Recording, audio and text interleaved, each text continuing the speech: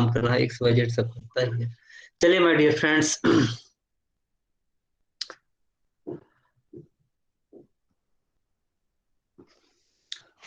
good afternoon to all my dear friends. As you know that I am going to start Unit 3rd. Unit 3rd talks about the NDPS Act 1985, Narcotic Drugs and Psychotropic Substance Act 1985. As you know that if you go to the your syllabus, there are some landmark judgments which have been prescribed in your syllabus, and I have to discuss only those leading cases. As you know that if you go to the NDPS Act, their total sections in the NDPS Act is 83, and there is one schedule, and it is not possible to discuss whole sections and that schedule within the few classes. That's why syllabus has been prescribed. But my point is that although there are the only few cases have been prescribed in your syllabus, but it is my humble request that please read whole Bayer Act yourself. हम तो यहाँ कुछ ही section deal करेंगे, mainly मुश्किल near about only the 10 sections are have been prescribed in your syllabus. With the help of that 10 sections, I can complete your syllabus. There is no any hurdle for me. I will complete, even you can pass the semester exam. Up to that extent, that is not the problem. But my point is that if you go to the newspapers, if you go to the society, you will get that the persons are much more interested in the socio-economic offenses. For example, if you go to the before some months, there was a news regarding the Mundra airport. There was news regarding the Aryan Khan. तो आपने देखा होगा जो TB debate है, खैर TB debate तो पूरा whole Hindu मुस्लिम पर ही चलता है, उसका कोई हमें इशू नहीं है, लेकिन आप लोगों ने देखा होगा जो इस तरह का जो मैटर आ जाता है जिसमें थोड़ा सा मुस्लिम एंगल हो या दलित एंगल हो या अपर कास्ट का एंगल हो, मतलब कुछ समथिंग डिफरेंट होना चाहिए, न्यूज से मतलब नहीं है. तो आप लोगों ने देखा होगा कि आर्य खां का मैटर जो था, जिसमें कि उसको हम डिस्कस करेंगे. एक बात और मैं बता दूं कि मेरा ट्रेंड अपना खुद का यही रहा है कि अगर प्रेजेंट टाइम में अगर कोई केसेस भले ही कंट्रोवर्शियल पॉइंट है, अगर वो टच करता है तो मैं उसको डिस्कस करता हूं. आपका पर्सनल ओपिनियन सबका डेमोक्रेसी में अलग अलग हो भी सकता है, मैं उसको इंटरफियर नहीं कर रहा हूं. लेकिन जैसे कि पिछली बार जो विजय चक्रवर्ती का जजमेंट था, जिसको कि हम डिस्कस कर रहे थे लास्ट टाइम में, जजमेंट आ गए थे, उस जजमेंट को भी मैंने डिस्कस किया था. रिया चक्रवर्ती वर्सेस यूनियन ऑफ इंडिया का जजमेंट था पिछले सेमेस्टर में, जो लास्ट टाइम में मूवमेंट में डिस्कस कर रहा था तब केस आया था. फिर अक्टूबर को भी जजमेंट आ गया था रिया चक्रवर्ती वर्सेस यूनियन ऑफ इंडिया, जिसमें बेल ग्रांट किया गया था. तो हमारी एक हैबिट है कि अगर जो चीज न्यूज में है उसको हम अपने टॉपिक से कनेक्ट करने का प्रयास करते हैं, क्योंकि आपसे अगर कोई पूछा जाएगा तो ये पूछा जाएगा कि हाँ भाई शाहरुख खान का बेटा है, क्यों अरेस्ट हो गया, या कुछ लोग आर्गुमेंट करेंगे कि भाई शाहरुख खान बायजू का प्रचार करते हैं, बच्चों के पढ़ने लिखने वाला है, तो मतलब उनका ही बच्चा अगर ड्रग्स एडिक्ट हो गया या ड्रग्स के मैटर में आ गया तो कैसे एडवर्टाइज कर सकते हैं.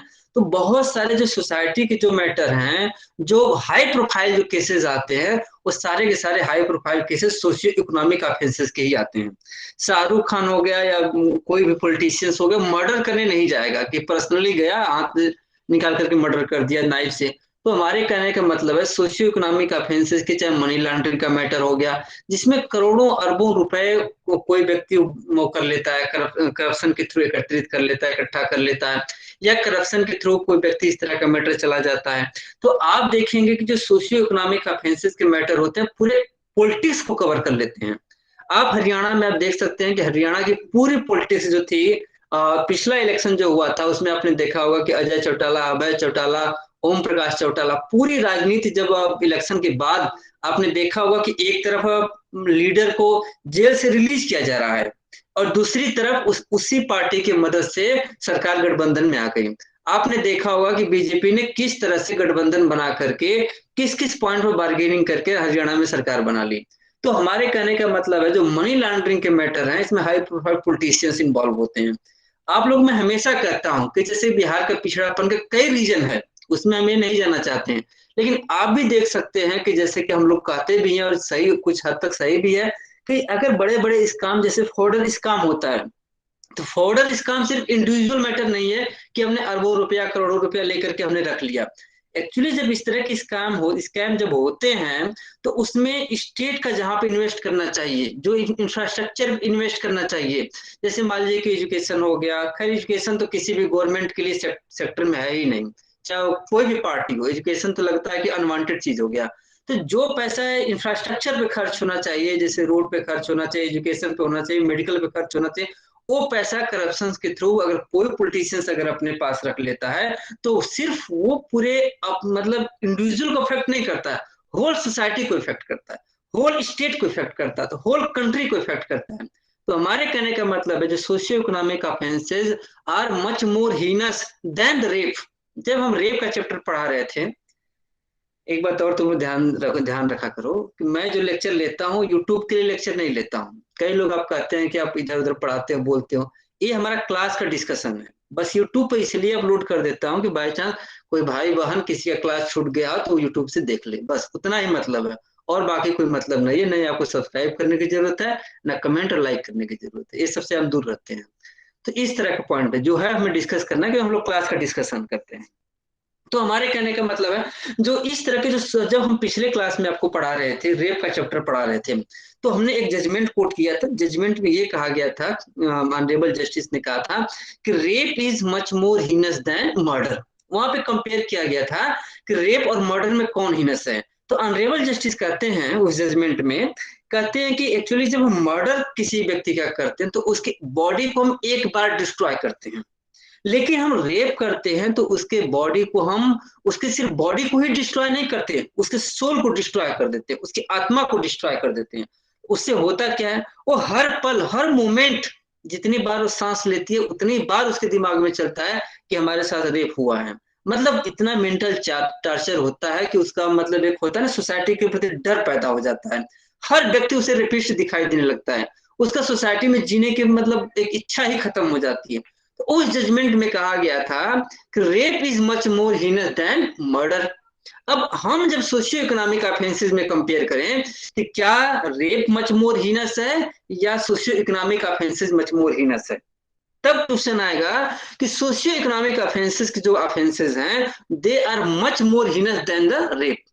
मतलब मर्डर और रेप की तुलना हुई तो रेप हीनस हुआ। रीजन क्या था, मर्डर में बॉडी को एक बार डिस्ट्रॉय करते हैं और सोल में in the case of the rape you destroy not only the body but also the soul and she dies each and every moment, so like that। लेकिन सोशियो इकोनॉमिक ऑफेंसेस में आप कहेंगे कि sir आपने कैसे कह दिया कि सोशियो इकोनॉमिक ऑफेंसेस रेप से भी ज्यादा खतरनाक है।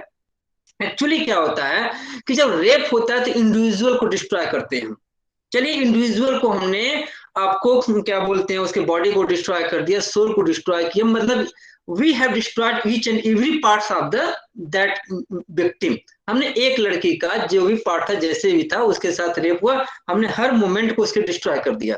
लेकिन जब हम सोशियो इकोनॉमिक ऑफेंसेस में जब आते हैं, जैसे मान लीजिए कि हमारा टॉपिक है एनडीपीएस एक्ट का, तो एनडीपीएस एक्ट में अगर हम जैसे कि मान लीजिए कि गुजरात में पकड़ा गया कि 3000 केजी हीरोइन पकड़ा गया, उसका दाम 21,000 करोड़ था।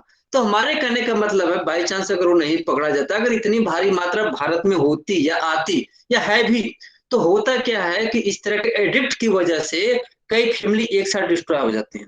भारत के करोड़ों करोड़ों नौजवान इस तरह के एडिक्शन की वजह से उनका मतलब एक कैपेसिटी होता है जो देश के डेवलपमेंट में कंट्रीब्यूशन होना चाहिए, जो फैमिली सोसाइटी के प्रति जो कंट्रीब्यूशन होना चाहिए, हम डिस्ट्रॉय कर देते हैं।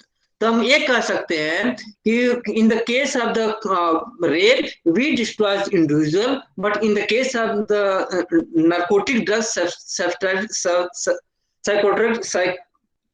साइकोट्रोपिक सब्सटेंसेस, इसके माध्यम से हम सिर्फ सोसाइटी या फैमिली को डिस्ट्रॉय नहीं करते बल्कि हम इससे नेशन को भी डिस्ट्रॉय कर देते हैं।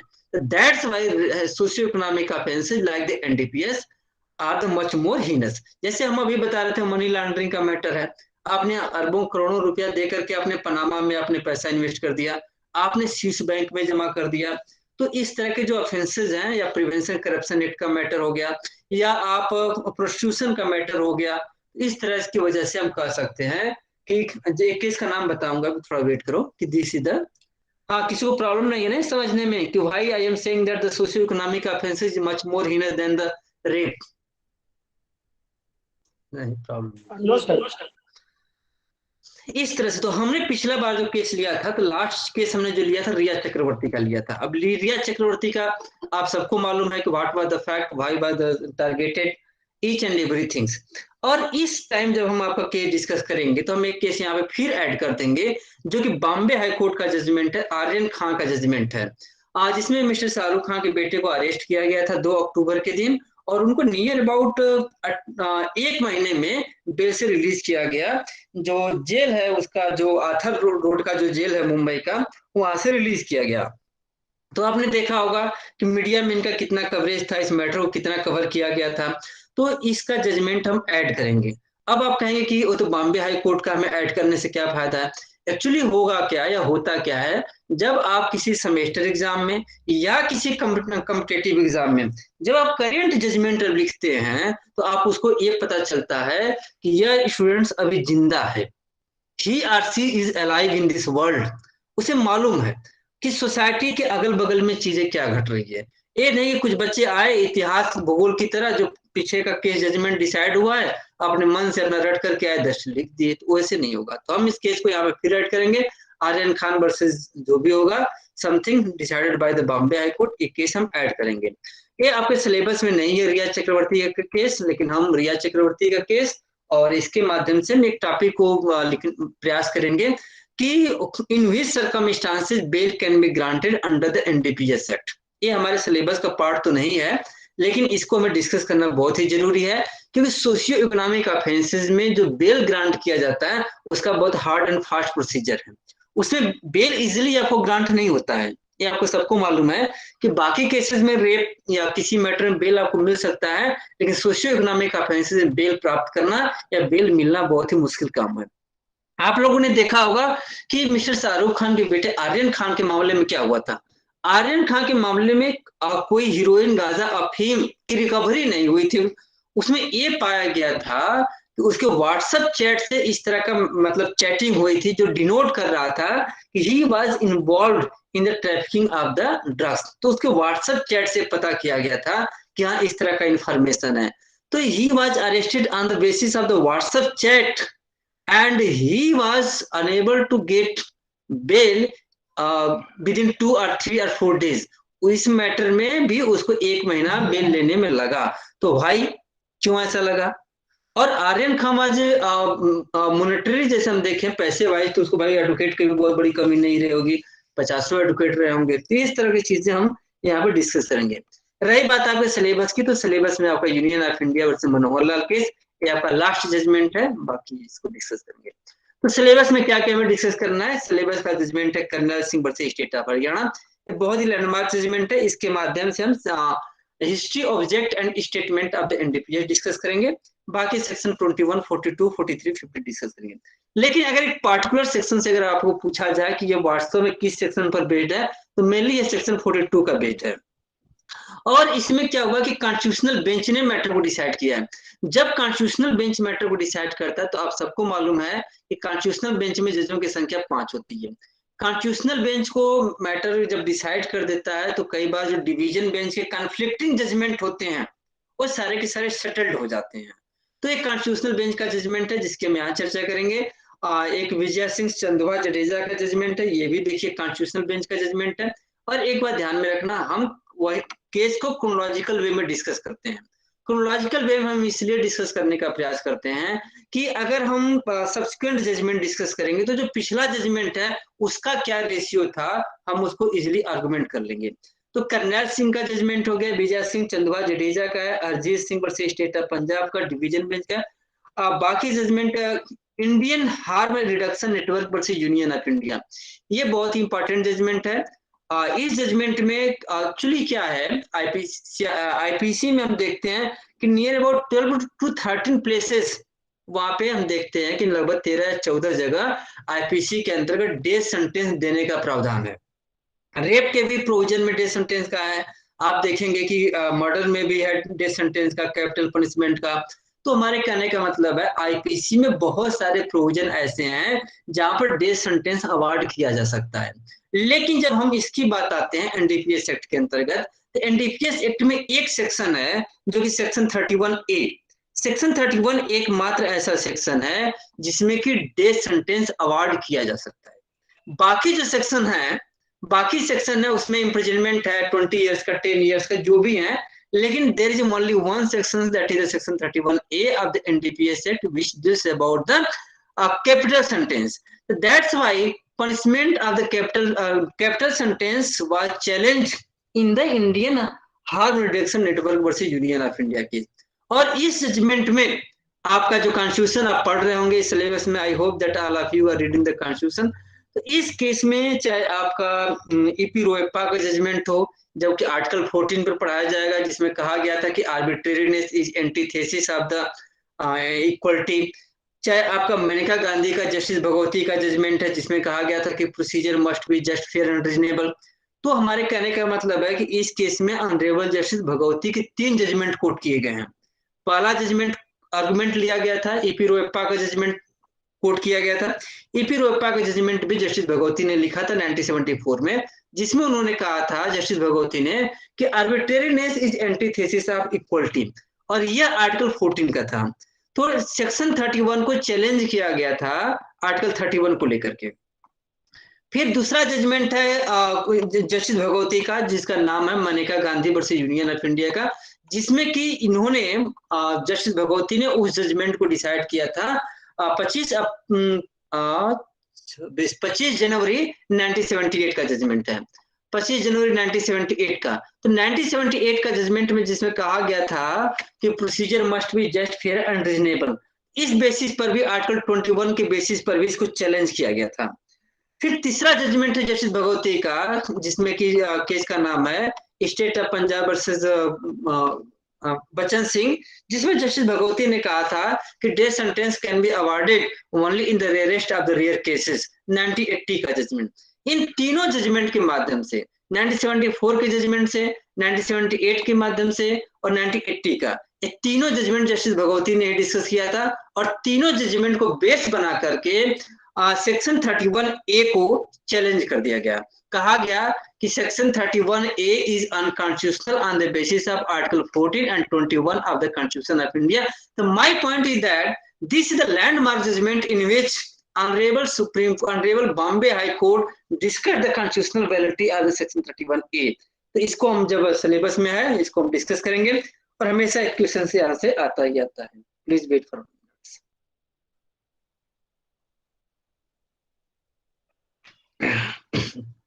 पहला लेक्चर है ना, थोड़ा भौकाल बनाना पड़ता है। 1-2 लेक्चर हम लोग डिस्कस कर लेंगे ना, तो एकदम to the point case to case run करेंगे, घबराना मत तुम सब।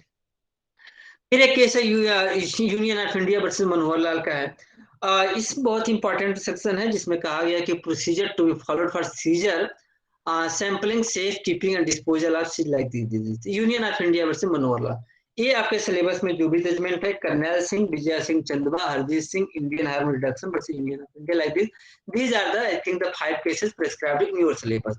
2 आपको एक्स्ट्रा केस पढ़ना पड़ेगा, एक आपका रियाज चक्रवर्ती versus union of India case है, और एक आपका पढ़ना पड़ेगा आर्यन खान वर्सेस जो भी हो, एनसीबी होगा या यूनियन ऑफ इंडिया होगा।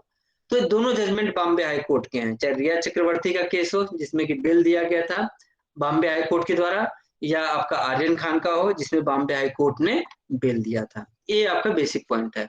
चलिए थोड़ा सा हम बेरेट को डिस्कस कर देते हैं, फिर इस सब्जेक्ट को इंट्रोड्यूस करेंगे। बेरेट को हम इसलिए डिस्कस करने का प्रयास करते हैं, बेरेट को डिस्कस कर दे थोड़ा सा, फिर इसके बाद हम केस पर उसमें अपने जो राइटिंग है मैं उस पर मूव करूंगा। इसमें हम देख सकते हैं कि बेरेट का नाम ही है narcotics drugs and psychotropic substances act. तो इस जब आप देखते हैं तो इसके 2 पार्ट हैं, नारकोटिक ड्रग्स है पहला पार्ट है, और दूसरा पार्ट है साइकोट्रिक सब्सटेंसेस। तो हमारे कहने का मतलब है कि अगर इस केस को जब भी एक्ट को पढ़ेंगे तो हम इस एक्ट के 2 पार्ट हैं, नारकोटिक ड्रग्स और साइकोट्रिक सब्सटेंसेस। नारकोटिक ड्रग्स और साइकोट्रिक सब्सटेंसेस में अंतर क्या है, इसको अंतर को हम डिस्कस करेंगे। और अभी कुछ दिन पहले ही इस पे चर्चा हो रही थी, इसमें अमेंड किया गया है, दिसंबर 2021 का अमेंडमेंट है। और हर लोग जो भी, अगर आप लोकसभा या राज्यसभा की प्रोसीडिंग देखते होंगे तो आप देखे होंगे लोकसभा या राज्यसभा की प्रोसीडिंग को, जिसमें आपने देखा होगा कि एक मुद्दा उठाया था मिसेज जया बच्चन ने। जब जया बच्चन ने इसके अमेंडमेंट में चर्चा कर रही थी, उसी समय ऐश्वर्या राय को जो एजेंसी है, मतलब कि ड्रग्स के मामले में नारकोटिक ड्रग्स ब्यूरो एजेंसी है, उसको कॉल करके बुला ली थी। तो उन्होंने क्या किया था, अमेंडमेंट चल ही रहा था, मतलब ये हमारे हम कहने का मतलब प्रोसीडिंग के बारे में चर्चा कर रहे हैं, तो उन्होंने बीजेपी को बड़ा मतलब कि होता है ना बद्दुआ देने वाली बात है कि ये अब कौन सा वर्ड उन्होंने यूज किया था, इंग्लिश में तो हम कह सकते हैं कर्स। उन्होंने बीजेपी को कर्स किया था, मतलब बद्दुआ तरह से देने वाली सर बात। श्राप, श्राप दे रहे। हाँ हाँ, श्राप देने वाली बात है, उन्होंने कुछ बोला था इस तरह का। तो उसी टाइम देखो, उसी टाइम इसके अमेंडमेंट की चर्चा चल रही थी और उसी समय मिसेस ऐश्वर्या राय को बुला लिया ड्रग्स के मामले में। एक्चुअली क्या है कि पूरी फिल्म इंडस्ट्री का कहीं न कहीं ऐसे शो किया जा रहा है, या तो उनका इन्वॉल्वमेंट होगा, हम इसको डिनाई नहीं कर रहे हैं। पूरी इंडस्ट्री पूरा नार्कोटिक ड्रग्स या साइकोट्रिक सब्सटेंस के अगल बगल में ही घूम रही है। आप देख सकते हैं कई लोगों का नाम इसमें कंटिन्यू आ रहा है। तो उन्होंने इसी अमेंडमेंट में चर्चा हो रही थी, तो उनका एक उन्होंने श्राप दिया था। उसी अमेंडमेंट में चर्चा करते हुए वो है क्या नाम है, जो डीयू के प्रोफेसर हैं, जो आरजेडी पार्टी के हैं, राज्यसभा के मेंबर हैं, कौन झा है, मनोज झा। मनोज झा सर। मनोज झा। मनोज झा। हाँ, उन्होंने इसके एक्ट को लेकर के उन्होंने मैं देखा, बाकी तो पॉलिटिकल कमेंट था उनका, लेकिन इस एक्ट के पॉइंट पर उनका क्या कहना था। एक्चुअली हुआ क्या, उनका ये कहना था कि मिलार्ड्स, जब हम इसकी हिंदी को देखते हैं, narcotic drugs and psychotropic substance का जो हिंदी में ट्रांसलेशन करके आता है, तो उसका स्वापक कुछ करके हिंदी है। इसका जो हिंदी है ना, बहुत इसका टफ हिंदी है। अगर गलती से आप चाहें कि हम इस बेरट को हिंदी में खरीद करके पढ़ लें, तो आप हिंदी में खरीद करके नहीं पढ़ सकते। इसका हिंदी इतना डिफिकल्ट है, इतना टेक्निकल हिंदी है कि आपको समझ में ही नहीं आएगा कि ये कहना क्या चाहता है। बाकी बेरट का हिंदी आप पढ़ सकते हैं, लेकिन दो बेरट का हिंदी पढ़ना बहुत ही मुश्किल है, जो मैंने भी देखा। एक तो टीपीए का है, ट्रांसफर ऑफ प्रॉपर्टी एक्ट का हिंदी बहुत ही डिफिकल्ट है, और दूसरा narcotic drugs and psychotic substance act का। तो उनका कहना यही है कि मिलार्ट जो हिंदी में इसका ट्रांसलेट किया जाता है, उसका ऐसे ट्रांसलेट करिए कि कॉमन व्यक्ति भी इसको पढ़ करके समझ सके। उनका कहना है कि अगर अगर आप इसका नाम रखें स्वापक मना स्थिति समथिंग करके, तो उनका यही मात्र सजेशन था। और जो 2021 में अमेंडमेंट होकर के आया है, उसमें मेजर चेंज नहीं हुआ है। एक्चुअली क्या हुआ, उसमें सिक्किम हाई कोर्ट ने एक जजमेंट अपना दे दिया था, और उसी में एक नंबरिंग को लेकर के वो था, कंफ्यूजन था। तो वह नंबरिंग सेक्शन 27A में मेंशन की गई है, उसी नंबरिंग को करेक्शन कर दिया गया था। तो हमारे कहने का मतलब है कि 2021 का जो अमेंडमेंट है बहुत ज्यादा वैल्यूएबल नहीं है। Amendment has been done only in the section 27A and only the numbering has been change. तो my point is that is the point. तो हमने आपने देखा कि जब मैं आपको बेरट शेयर किया हूँ ग्रुप में, तो हम हमेशा बेरट को इंडिया कोड से डाउनलोड करते हैं। India code government of India का है। अगर ऑनलाइन के सिचुएशन में अगर आपको बेरट खरीदना है, ओरिजिनल और मोस्ट अपडेटेड बेरट खरीदना है, तो खरीदिए मत आप इंडिया कोड की वेबसाइट से जा करके उस बेरट का नाम लिखिए, पीडीएफ फाइल आ जाएगा, और वहीं से आप अपलोड कर डाउनलोड कर लीजिए। अगर आप बेरट मार्केट में खरीदने अगर मैं जाता, तो इतना अपडेटेड, लास्ट अपडेट कब हुआ है, 3 जनवरी 2022 का। मार्केट में इतना अपडेटेड एनडीपीएस एक्ट का कोई बेरट किसी भी कंपनी का अवेलेबल नहीं होगा। ये इसका प्रोविजन है। तो अब हम थोड़ा सा इसके चैप्टर को लेकर के आते हैं। तो आप देख सकते हैं कि टोटल 83 सेक्शंस हैं और शेड्यूल 1 है। शेड्यूल 1 हम क्यों चर्चा करते हैं, एक्चुअली में क्या हुआ है कि नारकोटिक ड्रग्स का मीनिंग क्या है, ये तो बता दिया गया है कि नारकोटिक ड्रग्स के अंतर्गत क्या क्या आते हैं। एक्चुअली नारकोटिक ड्रग्स और साइकोटिक सब्सटेंस में मैं डिफरेंस बताऊंगा भी। तो बेसिक अंतर ये आता है कि जो नारकोटिक ड्रग्स जो होते हैं, वो आपकी स्लीपिंग कैपेसिटी बढ़ा देगा। कितना स्लीपिंग कैपेसिटी बढ़ा देगा। स्लीपिंग कैपेसिटी का क्या होता है कि बाई चांस आपको एक नारकोटिक ड्रग्स होता है, उसका मेडिकल पर्पजेस के लिए भी यूज होता है।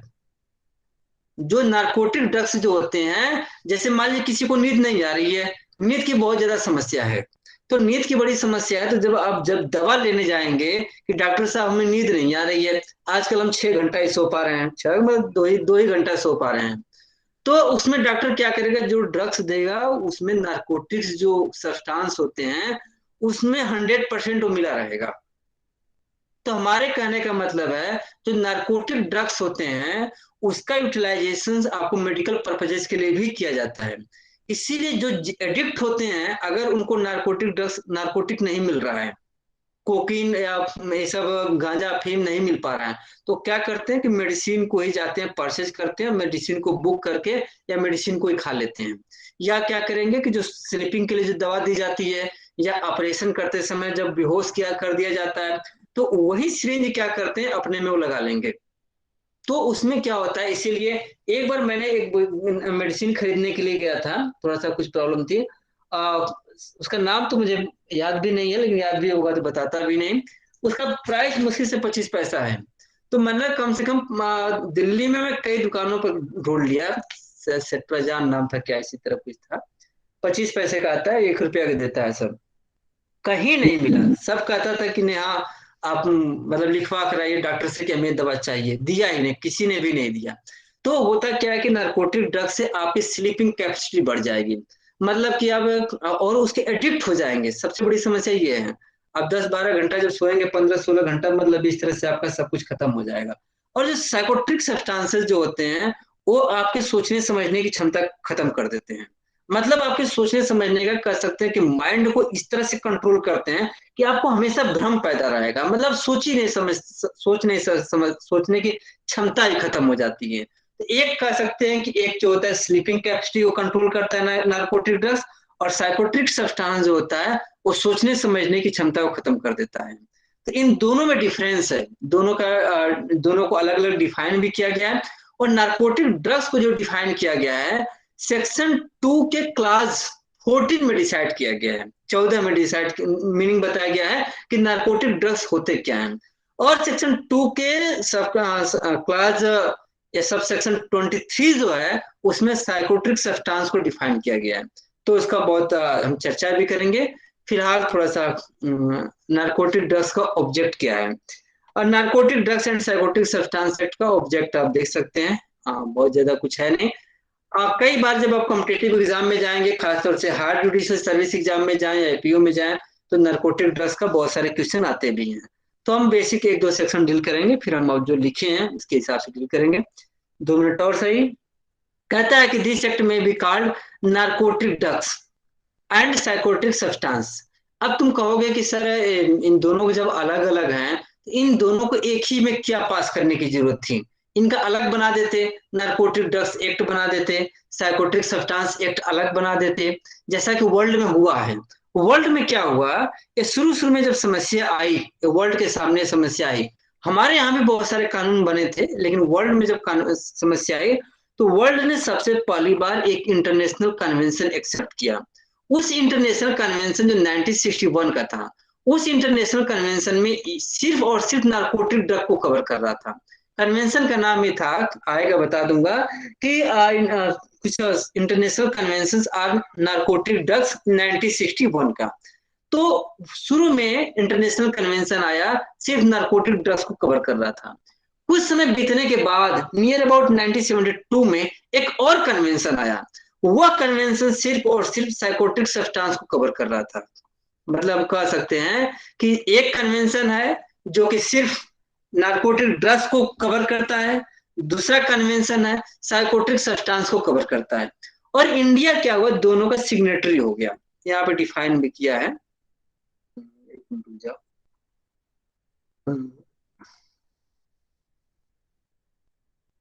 कन्वेंशन CONVEN है ना, एक मिनट।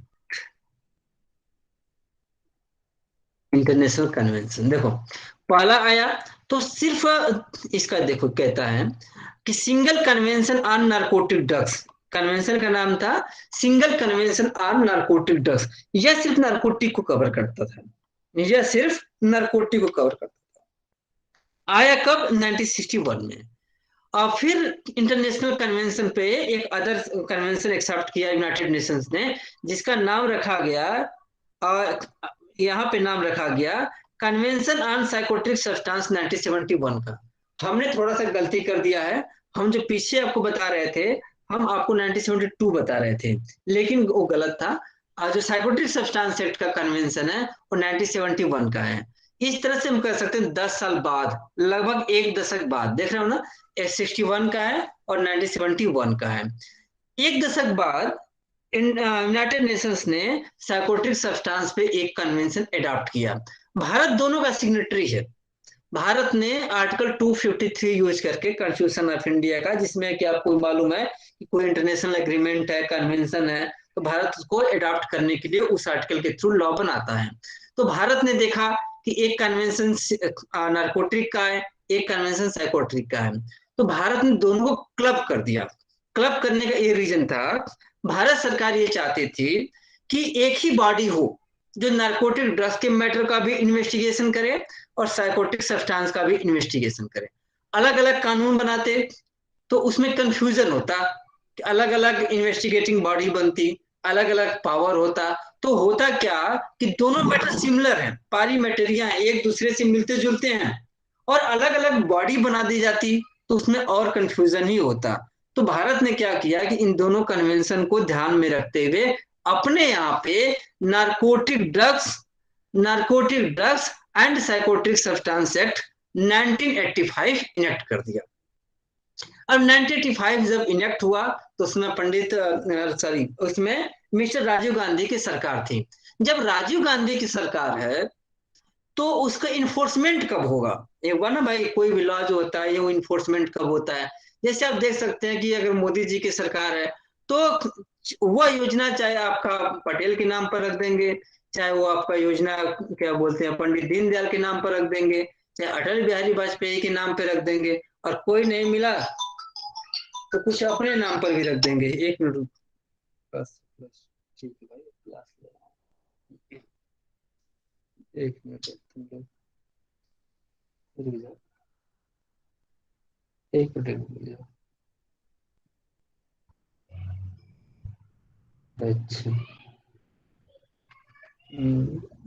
ठीक। तो इस तरह का मैटर है। तो उसमें क्या होता था, जब आप अभी मैं बता रहा था कि चाहे पटेल जी के नाम पे रख दें, चाहे उनके नाम पर रख दें, चाहे अपने नाम पर रख लें, तो इन्होंने क्या किया, ये भी कम नहीं थे। तो राजीव गांधी ने भी क्या किया था कि ये पुराना ट्रेंड है, चोर चोर मौसेरा भाई। इन्होंने जो अपना इन्फोर्समेंट की बात है कि एक्ट कब आया, तो 14 नवंबर चूज किया। इन्होंने क्या कहा कि यह लॉ कब इन्फोर्समेंट में आएगा? इन्होंने कहा 14 नवंबर को आएगा। अब 14 नवंबर क्या है भाई? सबको मालूम है वो 14 नवंबर क्या है? मालूम है ना तुम लोगों को? Yes sir. हाँ, यस सर। वो बाल दिवस है। अब बाल दिवस में वो शायद पंडित जवाहरलाल नेहरू का जन्म दिवस है ना? Yes sir. Yes sir. बोल दिया करो यार, हमें नोटिस। नॉलेज वॉलेज नहीं रहता तुम सबों से, बस इतना भरोसा रहता है कि तुम सब करेक्शन कर लोगे। तो हमारे कहने का मतलब है, इन्होंने इसका डेट ऑफ इन्फोर्समेंट डाल दिया 14 नवंबर का। यहाँ लिखा है कि it shall come into force on such date at the central government may by notification in the official gazette appoint. तो यहाँ पे देख सकते हैं कि सेंट्रल गवर्नमेंट ने 14 नवंबर का दिन डिसाइड किया कि यह कब इन्फोर्समेंट में आएगा, 14 नवंबर के दिन। तो अगर आपसे पूछे कोई कि एनडीपीएस एक्ट क्यों लाया गया 14 नवंबर के दिन, तो आप कह सकते हैं कि इस उद्देश्य से लाया गया कि जो एनडीपीएस है वो बच्चों के हेल्थ पे, बच्चों के न्यूट्रिशन पे बहुत ज्यादा इफेक्ट करता है। तो बच्चों के हेल्थ को सुरक्षा प्रदान करने के लिए पंडित जवाहरलाल नेहरू के जन्म दिवस पर, जिसको कि भारत बाल दिवस के रूप में मनाता है, उस वजह से यहाँ पे आप कह सकते हैं कि इस एक्ट को लाया गया। तो अब इसमें पहला क्वेश्चन हो गया कि एक्ट का नाम क्या है? Narcotic drug psychotic substance act. किसके शासनकाल में आया? पंडित जवाहरलाल नेहरू, सॉरी, पंडित मिस्टर राजीव गांधी के शासन में आया। कब आया? तो 14 नवंबर 1985 को आया।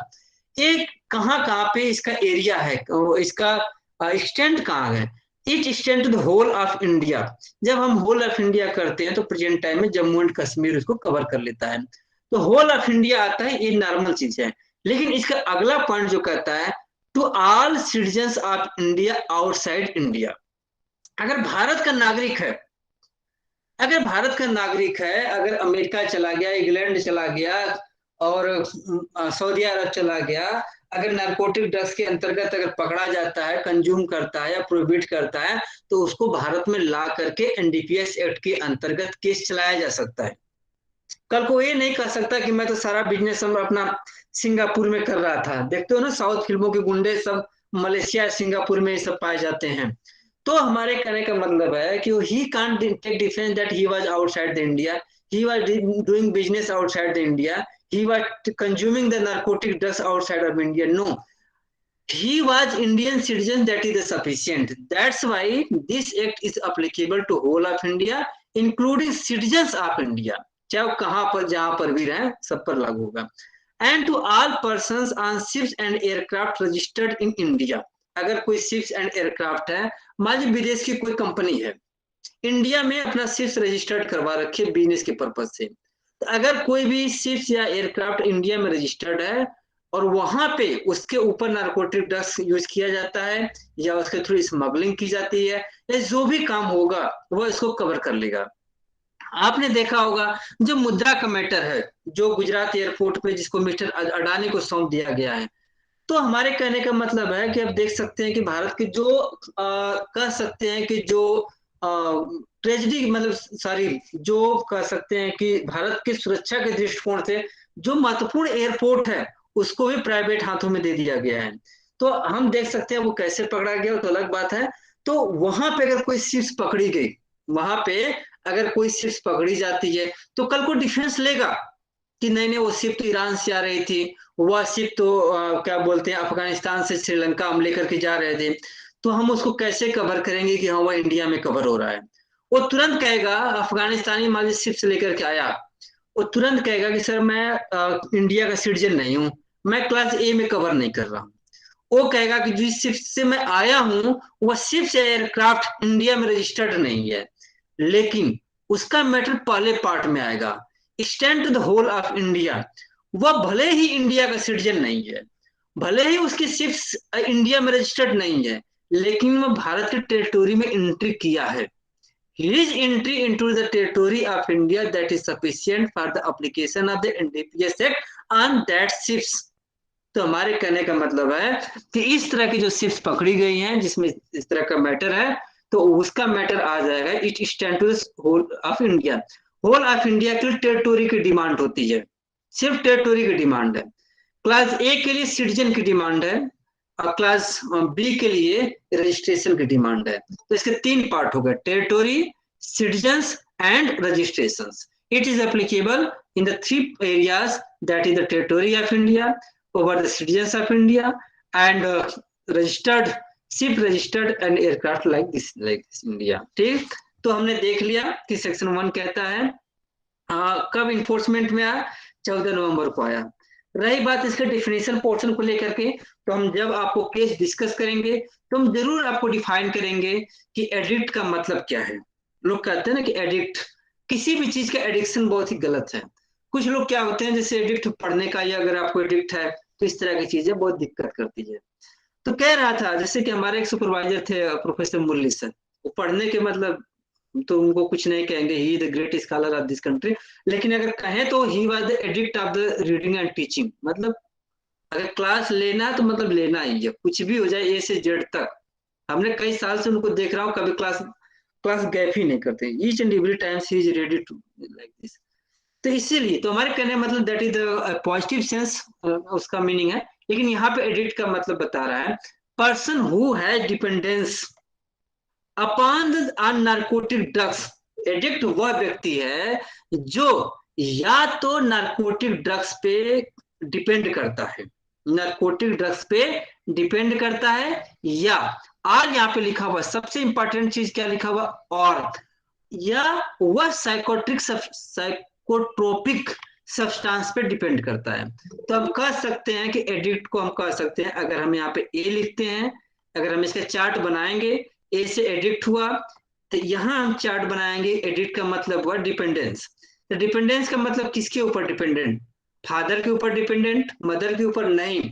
यह जो डिपेंडेंस है इस व्यक्ति का डिपेंडेंस या तो साइकोट्रिक सब्सटेंस पर है, या सॉरी नार्कोटिक ड्रग्स पर है, एनडी, या तो साइकोट्रिक सब्सटेंस पर है, पीएस पे है. तो इस तरह का एक चार्ट बनेगा, स्मार्ट चार्ट बनाएंगे. Addict means a person who is depends upon the narcotic drugs, और यहाँ सबसे वर्ड लिखा हुआ एंड नहीं लिखा हुआ है, और लिखा हुआ. आर का मतलब है या तो नार्कोटिक ड्रग्स पे डिपेंड है या साइकोट्रिक सब्सटेंस पे डिपेंड है, और आर दोनों को भी कवर कर लेगा. जैसे कुछ आदमी क्या होते हैं, उसको मालूम है कि नार्कोटिक ड्रग्स लेना बहुत मुश्किल है, साइकोट्रिक सब्सटेंस लेना इजी है या इजीली एक्सेसिबल है, तो उसको कवर कर लेगा. जिससे क्या है कि भारत में हजारों तरह की मेडिसिन है। अब सारे मेडिसिन को तो अब साइकोट्रिक सब्सटेंस डिक्लेयर नहीं कर देंगे। इसमें क्या हुआ है कि शेड्यूल, एक ही शेड्यूल है, उस शेड्यूल में नियर अबाउट 85 जो सब्सटेंस है उनको प्रोहिबिट कर दिया गया है, उनको साइकोट्रिक सब्सटेंस की कैटेगरी में रख दिया गया है, उसका यूज प्रोहिबिटेड है। आप देख सकते हैं लास्ट में है ये पॉइंट, जो कि एक ही शेड्यूल है, यहाँ पे मेंशन किया गया है। देख रहे हैं ना, ये जो उनका केमिकल नेम और इस तरह का नाम है, एक शेड्यूल है। देखिए कह रहा है जो कि शेड्यूल साइकोट्रिक सब्सटेंस कहाँ डिफाइन किया गया है, मैंने शुरू में ही बताया कि 23 में डिफाइन किया गया है। और साइकोट्रिक सब्सटेंस में वो बताता है कि वह सब्सटेंस जिसको कि शेड्यूल में मेंशन किया गया है।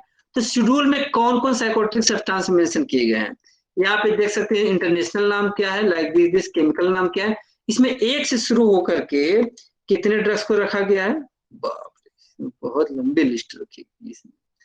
100, एक मिनट, 110 में भी जेड तक रखा गया है। मतलब कह सकते हैं कि एक लंबी लिस्ट दी गई है साइकोट्रिक सब्सटेंस में, जिसको कि शेड्यूल में मेंशन किया गया है। तो हमारे कहने का मतलब है कि अगर आपको कोई पूछे साइकोट्रिक सब्सटेंस क्या है, तो साइकोट्रिक सब्सटेंस में दो substance which psychotropic substance word has been defined under section 2 class 23 and those substance which have been mentioned under the schedule of the narcotic drugs। यहाँ पे शेड्यूल फर्स्ट सेकंड थर्ड की नहीं है, वहां पे यही है, क्योंकि जब हम आपको डिस्कस करेंगे तो होल बेरेक्ट will revolve around to the narcotic drugs and psychotic substance. ये सब कुछ मीनिंग है जिसको कि हमें डिस्कस करने का पॉइंट आएगा, हम डिस्कस करेंगे भी। बोर्ड का मतलब क्या है, लाइक दिस। अब हमने जो नोट्स बनाया है, थोड़ा सा अपने नोट्स पर आते हैं, बहुत देर हो गया।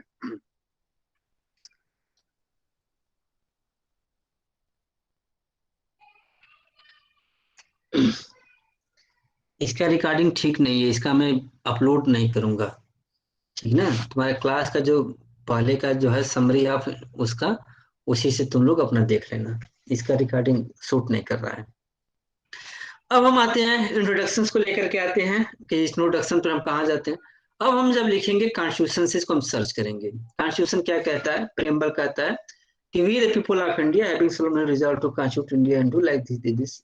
तो हम जब जब आज जस्टिस की बात आती है, सोशल इकोनॉमिक एंड पॉलिटिकल की बात आती है, liberty thought belief faith expressions like this. तो हमारे कहने का मतलब है एक वर्ड उसमें आता है, इकोनॉमिक जस्टिस की बात आती है।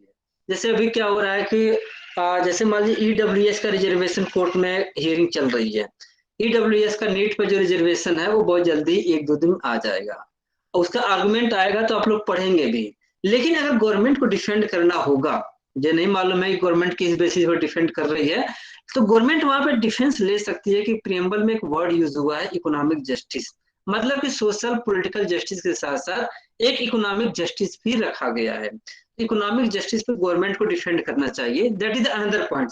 उसी तरह से इकोनॉमिक जस्टिस को लेकर के हमारे कहने का मतलब है, अगर साइकोट्रिक सब्सटेंस को हम रेगुलेट अगर नहीं करेंगे तो हमारे इकोनॉमिक को भी डिस्ट्रॉय कर सकता है। जिस घरों के बच्चे इस तरह का अगर एडिक्ट हो जाते हैं, उनकी इकोनॉमिक पूरी तरह डिस्ट्रॉय होना ही होना है। तो हमारे कहने का मतलब है हमारा प्रियम्बल भी इस तरह की बात करता है, इकोनॉमिक जस्टिस की बात करता है, और ऑफेंस भी हमारा सोशियो इकोनॉमिक ऑफेंसेस की कैटेगरी में आता है।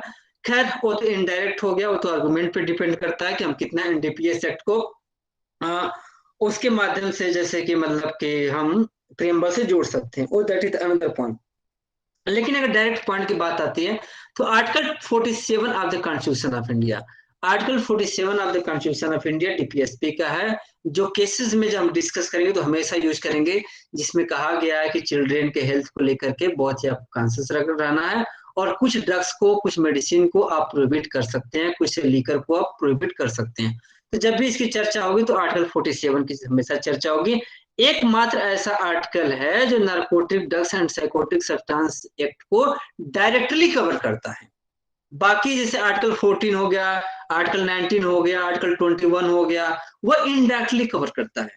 जैसे मान लीजिए गवर्नमेंट ने किसी ड्रग्स को उठा करके साइकोटिक सब्सटेंस की लिस्ट में रख दिया, उस ड्रग्स का एक्सपोर्टिंग एंड इम्पोर्टिंग बंद हो गया।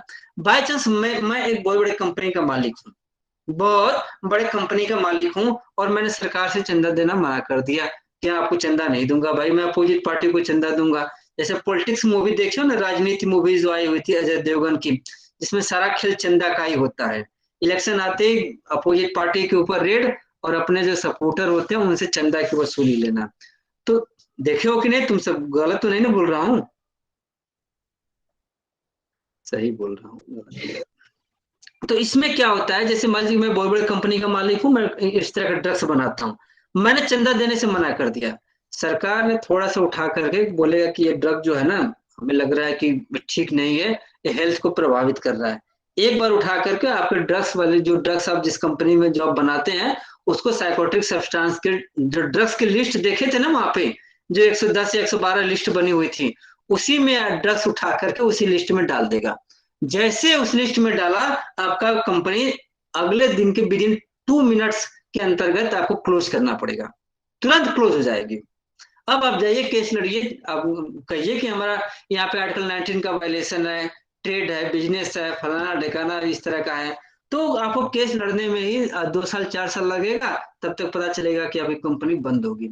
इसीलिए सरकारों को जो चंदा मिलता है, हम और आप गरीब आदमी नहीं देता है, अरबों खरबों रुपया एक कंपनियां ही देती हैं, क्योंकि अपने ही देंगे, हर तरह का हथकंडे अपनाए जाते हैं सरकारों द्वारा, तो बहुत सारी चीजें हैं। तो वो कल को आर्टिकल 19 का डिफेंस ले सकता है कि मिलाट से अगर आर्बिट्रेरी मैनर में हमारे को प्रोहिबिट किया गया है, तो आर्टिकल 19 का भी मैटर हो सकता है। आर्टिकल 21 का हमने आपको बता ही दिया कि जो कैसे चैलेंज किया गया था डेथ सेंटेंस का। तो हमारे कहने का मतलब है, कॉन्स्टिट्यूशन के जो आर्टिकल हैं, क्योंकि constitution is the law of the land, supreme land है, तो कॉन्स्टिट्यूशन के आर्टिकल को 2 पार्ट में हम डिवाइड करेंगे। Direct connection with the NDPS act, जिनका कि डायरेक्ट कनेक्शन है, और दूसरा पार्ट है indirect connection with the NDPS act. तो डायरेक्ट कनेक्शन में हम 2 आर्टिकल को रख लेंगे, अगर सिंपल अगर चाहें तो। एक तो आर्टिकल 47 है, जिसको कि डायरेक्ट कनेक्शन करता है, और एक आर्टिकल 253 है। 253 बताता है ना कि अगर इंटरनेशनल कोई कन्वेंशन है, जैसे कि कन्वेंशन था single convention on narcotic drugs हो गया, या साइकोट्रिक कन्वेंशन का हो गया, तो जो इस तरह के कन्वेंशन है भारत में कैसे इंप्लीमेंट होगा, कैसे इंप्लीमेंट होगा? तो इस तरह के कन्वेंशन को इंप्लीमेंट करने के लिए भारत में आर्टिकल 253 का प्रोविजन है। तो हम कह सकते हैं कि जो एनडीपीएस एक्ट का 2 आर्टिकल से कनेक्शन है, एक तो आर्टिकल 47, जिसमें कि स्टेट को ऑथराइज करता है कि state can prohibit any drugs और liquors for the protection of the health of the citizen. और दूसरा आर्टिकल है 253, under this articles parliament is authorise to pass any law for the implementation of the international agreement, treaties and convention. दो हमारे direct article हैं। लेकिन बाकी article, article 14, article 19, article 21, ये सब जो आर्टिकल हमारे अंतर्गत आएंगे, या हम कह सकते हैं आर्टिकल 28, 27 जो भी हैं, तो वहां पे आर्टिकल इनडायरेक्टली एनडीपीएस को कवर करेंगे। तो आर्टिकल 47 हो गया single convention on narcotic drugs, convention on psychotic substance, narcotic drug psychotic substance, United nation convention like this, इसको हम लेंगे आगे। और यहाँ पे कुछ एजेंसी भी है, एनसीबी नारकोटिक्स कंट्रोल ब्यूरो, ये आजकल बहुत ही पॉपुलर है। भारत में जो एजेंसियां हैं, अगर उनका आप करीब से देखें, तो आजकल की एजेंसियां, आज में शुरू से ही चला रहा है, लेकिन आजकल इसकी संख्या बढ़ गई। ये एजेंसियां चुनाव के टाइम बहुत ज्यादा एक्टिव भी हो जाती हैं, और चुनाव के टाइम सरकारों को मदद करने में बहुत ज्यादा मदद भी करती हैं।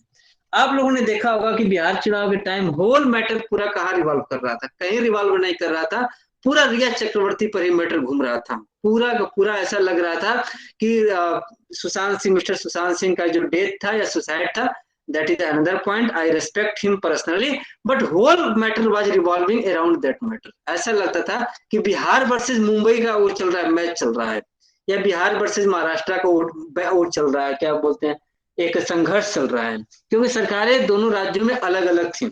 तो उसमें क्या होता था, लोगों की भावनाओं को कुदेरने के लिए आप एक अलग से मैटर खड़ा कर लेते हैं। तो एनसीबी क्या की थी कि बहुत बड़ा रोल प्ले करती है, इसका पॉलिटिकल यूज बहुत ज्यादा है, इसके पास पावर भी है, यूज भी है, और जो भी चीजें हैं, तो एनसीबी का अपना एक मैटर है। और एनसीबी कब कॉन्स्टिट्यूट हुई, कैसे काम करती है, और क्या इसका रोल है, इसको हम डिस्कस करेंगे। फिर हम आईपीसी के अंतर्गत आते हैं कि आईपीसी में इस तरह के ऑफेंसेस क्या क्या डील है। आईपीसी देखो एक्चुअली क्या है कि ट्रेडिशनल लॉ है, जनरल लॉ है। लेकिन जो एनडीपीएस और आईपीसी में क्या रिलेशन है, तो हम कह सकते हैं कि IPC is the general law and NDPS is the special law. तो जनरल लॉ और स्पेशल लॉ में अंतर क्या है, क्यों हमें डिफाइन करना पड़ता है कि IPC is general law and NDPS is special law? इसका वैल्यू ये है, इंटरव्यू में कई बार जब आप जज दोगे ना हायर जुडिशियल सर्विस का, तब ये क्वेश्चन पूछेगा, क्योंकि थोड़ा सा अच्छा क्वेश्चन है। तो तुम्हें बताना पड़ेगा कि सर आईपीसी का सेक्शन 5, आईपीसी का सेक्शन 5 साफ शब्दों में कहता है कि जब जनरल लॉ और स्पेशल लॉ में कन्फ्लिक्ट होगा, जनरल लॉ और स्पेशल लॉ में कन्फ्लिक्ट होगा, तो स्पेशल लॉ जनरल लॉ पे प्रिवेल करेगा, जनरल लॉ पे स्पेशल लॉ प्रिवेल करेगा। उसका मतलब क्या है, स्पेशल लॉ कहां पे डिफाइन किया गया है, तो लोकल लॉ और स्पेशल लॉ 41 42 में डिफाइन किया गया है कि किस लॉ को हम स्पेशल लॉ कहेंगे। एक मिनट दो, थोड़ा सा आईपीसी का भी मैं खोल देता हूँ डायरेक्ट।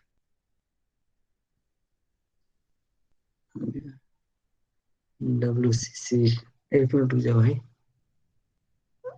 अगर है पढ़ दो ना, थोड़ा सा सेक्शन 5 में पढ़ना चाहता हूँ। मिल गया, खुल रहा है। मतलब हमारे कहने का मतलब है कि इन दोनों का रिलेशन करना बहुत ही जरूरी है।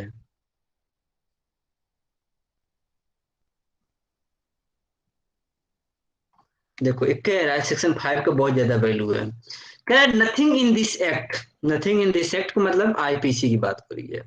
Nothing in this act shall affect the provisions of any act for punishing the, ना ना ये नहीं है सेक्शन, कौन सा है भाई, सर्टेन लॉज, हाँ यही तो है।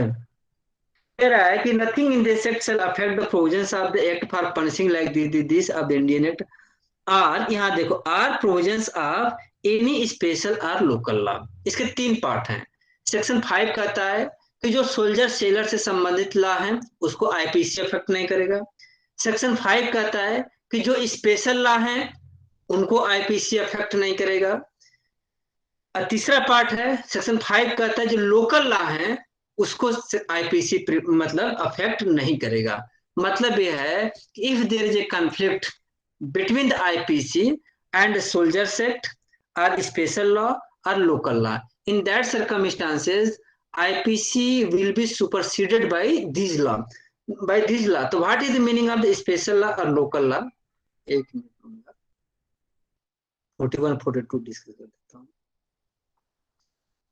क्योंकि देखो special law is a law applicable to particular subject. अगर आपसे इंटरव्यू में पूछ दे कि आईपीसी और एनडीपीएस एक्ट में क्या रिलेशन है, तो आप तो पहले बताएंगे कि सेक्शन 5 आईपीसी का सीधा सीधा कहता है कि आईपीसी स्पेशल लॉ को प्रोटेक्ट नहीं करेगा, that's why in conflict between the IPC and NDPS act will prevail. अगला इंटरव्यू का क्वेश्चन होगा कि what is the meaning of special law, how can you say that NDPS act is a special law, how can you say? तब आपको बताना पड़ेगा कि according to section 41 of the IPC special law means a law applicable to particular subject. तो particular subject क्या है? IPC rape को deal करता है, मतलब offences against body, offences against property, offences against marriage, like this. तो लोग वो स्पेशल लॉ नहीं है, वो हर मैटर को टच करता है। बराबरी, डकैती, रेप, सोडोमी से लेकर हर चीज को कवर कर लेता है, वो जनरल लॉ है। लेकिन एनडीपीएस क्या करता है? पार्टिकुलर सब्जेक्ट को कवर करता है। यह सिर्फ narcotic drugs and psychotic substance को ही कवर करता है। जो वर्ड्स, जो activity, any activity which is not coming under the definition of and narcotic drugs or psychotic substance, in that matter NDPS Act will not be applicable. So that's why NDPS Act is a special law while the IPC is a general law. समझ में आया भाई कि नहीं? समझ में आया होगा। Yes sir. देख रहा थोड़ा सा भी टॉपिक से हटता हूँ, तुम सब ग्रुप छोड़कर भाग जाते हो। चलो नहीं सर, तुम्हारा कोई आना नहीं जाना भागा है तो सर। कोई बात नहीं। ये सब जानते हो, यही सब टीचर का काम है, बाकी तुम खुद भी किताब खोलकर पढ़ सकते हो। टीचर का काम क्या है कि बाकी सब्जेक्ट के साथ आईपीसी का, सीआरपीसी का, एनडीपीएस एक्ट का, इन तीनों में रिलेशन क्या है, रिलेशन ढूंढने का काम करना है। बाकी तो डायरेक्ट दे दूं तो आप खुद पढ़ करके सेकंड ईयर का स्टूडेंट पढ़कर निकल जाओगे। ये जो है ये उसका क्वेश्चन बनाएगा कि NDPS act is why the NDPS act is special law. तो वही है, आईपीसी का डेथ सेंटेंस है, साइलेंट फीचर है। बस एक बात मैं और लास्ट में कहना चाहूंगा कि अगर आपसे कोई पूछते कि आईपीसी और सॉरी एनडीपीएस एक्ट और सीआरपीसी का क्या रिलेशन है, पूछ सकता है कोई भी कि एनडीपीएस एक्ट और सीआरपीसी का क्या रिलेशन है, तो आप कहना पड़ेगा, फिर एक लाइन बना रहा हूं, देखो कैसे मजा आएगा। यही एक समझने की बात है, बस हम क्लास खत्म कर देंगे। हमें रिलेशन बनाना है कि एनडीपीएस एक्ट और सीआरपीसी में क्या रिलेशन है, एनडीपीएस एक्ट और सीआरपीसी का। पहला एक हम 2 पॉइंट बनाएंगे। पहला पॉइंट हम बनाएंगे कि आईपीसी, रुक जाओ मुझे एक टाइम दो, एक मिनट, एक्चुअल साइज,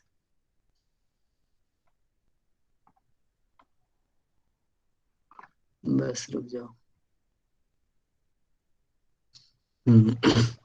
हम पहले पॉइंट को बनाना चाहते हैं कि आईपीसी एंड एनडीपीएस एक्ट का क्या रिलेशन है। इस पॉइंट को डील करने के लिए हमने आपको कोट किया कि आपको सबसे इंपॉर्टेंट चीज है सेक्शन 5 एंड सेक्शन 41। सेक्शन 5 बता दिया कि अगर कॉन्फ्लिक्ट होगा, सॉरी 41, अगर कॉन्फ्लिक्ट होगा तो एनडीपीएस एक्ट प्रिवेल करेगा, why, because NDPS act is special law. और 41 बताता है कि स्पेशल लॉ वो होते हैं जो पार्टिकुलर सब्जेक्ट को कवर करता है। ये हमारा आईपीसी और एनडीपीएस एक्ट का रिलेशन हो गया। दूसरा पॉइंट को हम कवर करना चाहते हैं कि आईपीसी, सीआरपीसी और एनडीपीएस का क्या रिलेशन है। इसका रिलेशन थोड़ा सा समझने का चाहिए। हमें डील करना है कि सीआरपीसी एंड एनडीपीएस एक्ट का क्या रिलेशन है। जब हम सीआरपीसी और एनडीपीएस एक्ट का रिलेशन बताएंगे तो आपको जाना पड़ेगा सेक्शन 2 के क्लास 29 में जाना पड़ेगा। यहाँ पे लास्ट में मिलेगा 29 है कि 28 है, थोड़ा सा रुक जाओ, ये बहुत ही मजेदार पॉइंट है, खत्म हो जाएगा, रुक जाओ। हाँ ये देखो, ये 29 है। कह रहा है कि words and expressions used here in and not defined but defined in the code of the CrPC have the meaning respectively assigned to them in that code. अब जैसे कि मान लीजिए कि हमने आपको एनडीपीएस एक्ट पढ़ाना शुरू कर दिया, यहाँ पे हमें डिस्कस करने के लिए सबसे पहले जाना पड़ेगा सेक्शन 2 का क्लास 29, वैसे ही लिख देता हूँ विदाउट रोमन में। तो अब क्या कह रहा है कि अगर जो वर्ड एनडीपीएस में डिफाइन नहीं है, सीआरपीसी में डिफाइन है, तो हम सीआरपीसी के मीनिंग को एनडीपीएस के पर्पज से बारो कर लेंगे। होल डिफिनीशन में तुम्हें यह डिफाइन नहीं मिलेगा कि बिलेबल ऑफेंस का मीनिंग क्या है, कॉग्निजेबल ऑफेंस की मीनिंग क्या है। तो अगर आपसे कोई पूछ दे कि what is the meaning of the billable offence for the purpose of the NDPS act, you will say that billable offense word has not been defined under the section under the NDPS Act, but that word has been defined under the CRPC. From that provisions, that definitions defined under the CRPC, we can borrow for the purpose of the NDPS. तो इसका ये है, लेकिन एक नया problem, जैसे मान लीजिए मैं इंटरव्यू में आ गया, तुम लोगों का दुआ रहेगा तो जल्दी आ भी जाऊंगा। हमने कहा कि एक वर्ड एनडीपीएस में डिफाइन नहीं है, जैसे मान लीजिए ही एनडीपीएस में डिफाइन नहीं है, ही सीआरपीसी में भी डिफाइन नहीं है, तो ही का मतलब क्या हुआ। क्योंकि जब भी हम आपको क्रिमिनल लॉ पढ़ाते हैं तो हमेशा लिखते हैं कि he commits offence, he commits like this, he commits this, हम सी नहीं कहते हैं। हमेशा हम गुंडा की तो बात करते हैं, लेकिन हिंदी में क्या बोलते हो, हिंदी तो बहुत अच्छा नहीं है, लेकिन शायद गुंडी बोलते हो। तो गुंडा की बात तो हमेशा करते हैं कि उसको डेथ सेंटेंस मिलेगा, he will be death sentence, he will like this, लेकिन सी नहीं लिखते हैं। तो अब हमारे मतलब आ गया कि एनडीपीएस एक्ट में सी वर्ड यूज नहीं होता है, ही वर्ड यूज हुआ है। तो ही का मतलब क्या है, मान लीजिए कल को रिया चक्रवर्ती कहें कि this provision talks about only the he, that's why I am a female, I can't be covered under these provisions. Now problem is that how can you say that even a female Riya Chakravarti will be covered under the NDPS Act? कैसे आप coat करोगे। तब question आएगा कि क्या ही word define है। आप देखेंगे कि एनडीपीएस एक्ट में डिफाइन नहीं है, कोई बात नहीं। आप देखें क्या सीआरपीसी में डिफाइन है, आपने देखा कि सीआरपीसी में डिफाइन नहीं है। तब क्या करेंगे, तब आप आईपीसी की मदद लेंगे, क्योंकि आईपीसी में ही वर्ड को डिफाइन किया गया है। लेकिन हम आईपीसी के पास जाएं कैसे, वो ब्रिज क्या है जिसकी मदद से हम आईपीसी में जाएं? तो ब्रिज सबसे पहले हम एनडीपीएस का सेक्शन 29 पढ़ लेंगे, सेक्शन 29 पढ़ लेंगे, फिर सीआरपीसी का 2Y पढ़ लेंगे। सीआरपीसी का 2Y कहता है कि जो वर्ड सीआरपीसी में डिफाइंड नहीं है लेकिन आईपीसी में डिफाइन है, उस डिफिनीशन को हम बारो कर लेंगे, और आईपीसी में ही को डिफाइन है। तो हमारे कहने का मतलब है एनडीपीएस के 229 के माध्यम से सीआरपीसी में जाएंगे, और सीआरपीसी के 2Y के माध्यम से हम आईपीसी में जाएंगे। इस तरह से हम कह सकते हैं कि जो डिफिनीशन या तो आईपीसी में डिफाइन है या तो सीआरपीसी में डिफाइन है, और एनडीपीएस में डिफाइन नहीं है, वहां से हम उसको बारो कर लेंगे। ये इसका हम कहने का मतलब है। तो 29 एनडीपीएस एक्ट का और सीआरपीसी का सेक्शन 2Y, इस तरह से हमने रिलेशन बना दिया। आईपीसी, सीआरपीसी और एनडीपीएस में रिलेशन क्या है? What are the relations between the IPC, CRPC and NDPS? If you have any doubts regarding the IPC, CRPC and NDPS, please ask. Otherwise, from the next class, I will start the other topic. That is the summary. और इसका video upload नहीं होगा, that is the other points. चलिए, किसी को doubt है? If you have any doubt please you may ask. No, sir. No doubt. Okay, thanks my dear friends. Thank you, sir. Thank you, sir. Welcome welcome.